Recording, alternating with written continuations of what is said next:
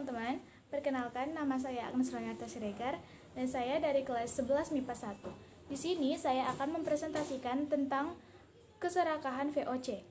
Tapi sebelum kita masuk ke dalam topik keserakahan VOC, apakah kalian sudah tahu pengertian dari VOC? VOC atau dalam bahasa Belanda Verenigde Oostindische Compagnie atau Perkumpulan Dagang India Timur adalah sebuah persekutuan dagang asal Belanda yang melakukan monopoli untuk aktivitas perdagangan di Asia. Berbicara tentang monopoli perdagangan, apakah kalian tahu apa pengertian dari monopoli perdagangan? Monopoli perdagangan adalah suatu kondisi pasar di mana hanya satu saja penjual yang menjadi penguasa yang menyediakan barang ataupun jasa. VOC sendiri didirikan pada tanggal 20 Maret tahun 1602 dengan pemberian beberapa oktroi atau hak istimewa, yaitu hak untuk melakukan monopoli perdagangan, kedua, hak untuk memilih tentara, ketiga, hak untuk melakukan ekspansi ke Asia, Afrika, dan Australia, keempat, hak untuk melakukan peperangan, kelima, hak membuat perdamaian, keenam, perjanjian dengan raja-raja, dan yang ketujuh, hak untuk mencetak mata uang sendiri. Dan sekarang kita sampai kepada topik pembahasan, yaitu keserakahan VOC.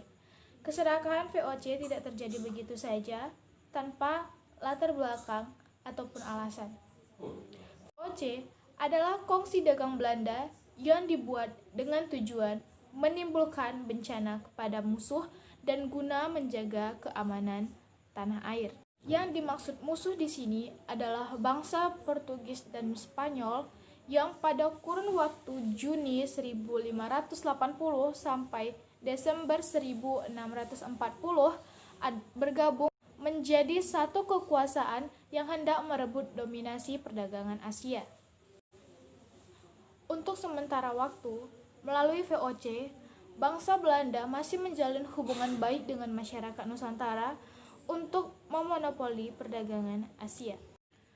Karena memiliki hak untuk membentuk angkatan perang dan melakukan perang sendiri, maka VOC memperluas daerah-daerah di Nusantara sebagai kekuasaan dan memonopolinya.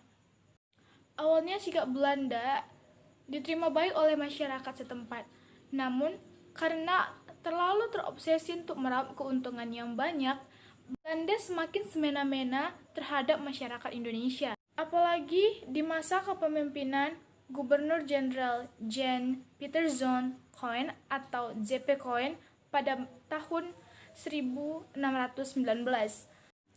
Pada masa kepemimpinan Gubernur Jenderal Jan Pieterszoon Koen, banyak terjadi hal-hal yang tidak wajar seperti penindasan pada masyarakat Indonesia hanya karena keserakahan, ambisius, dan jiwa angkuh oleh Gubernur Jenderal Jan Pieterszoon Koen. Keserakahan yang dilakukan Belanda atau VOC terhadap Indonesia adalah pertama, membangun pusat perdagangan di berbagai daerah, kedua, menguasai pelabuhan-pelabuhan, ketiga, mendirikan benteng-benteng untuk melaksanakan monopoli perdagangan, keempat, melaksanakan politik divide et impera atau memecah dan menguasai, yang kelima, melaksanakan seluruh hak oktroi yang ditawarkan pemerintah Belanda.